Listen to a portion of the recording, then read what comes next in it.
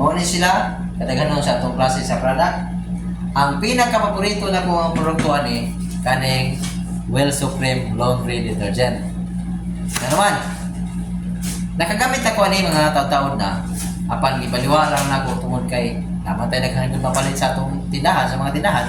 Pero sa dihang usa na ko kasi sinlo ng kasuway, ningon nga, ningangay sila. So, nangingon ko, sa itong gamit sa unahan, nindot na ito, motong akong research kung sa kanindot, dito na ko nasayran nga ang Well Supreme Laundry Detergent o sa kanindot nga detergent. Yan naman, dili siya chemical based. So, sama sa itong istorya ngayon nga environment friendly siya, na siya 5 ka-enzymes na akong ibutang niya, na maoy siya muktabang og hinlo o mo-protect sa atong mga nilabhan. Unya, kabantay mo, sa usa ka kilo nga palito na to sa tindahan, daghan kaayo. Tungod di ay, kay naato siya choke content. Kani, usa ka kilo ni siya, pure nga usa ka kilo, pure mga sabon. Katong choke content, based sa study, dili man to makatabang og limpyo sa atong nilabhan.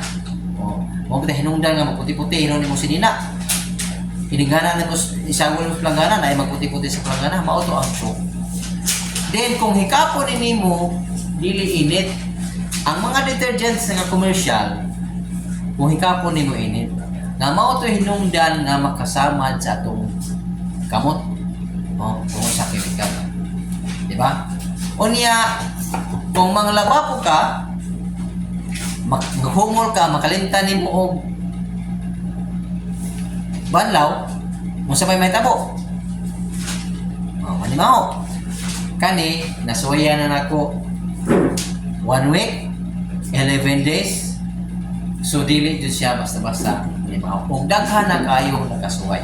Ang nakalindot pa tungkol kay enzyme based ni siya, pwede ibubo sa mga tanaman ang atong winaswasan. So, ingon ani kanindot ang Well Supreme Laundry Detergent.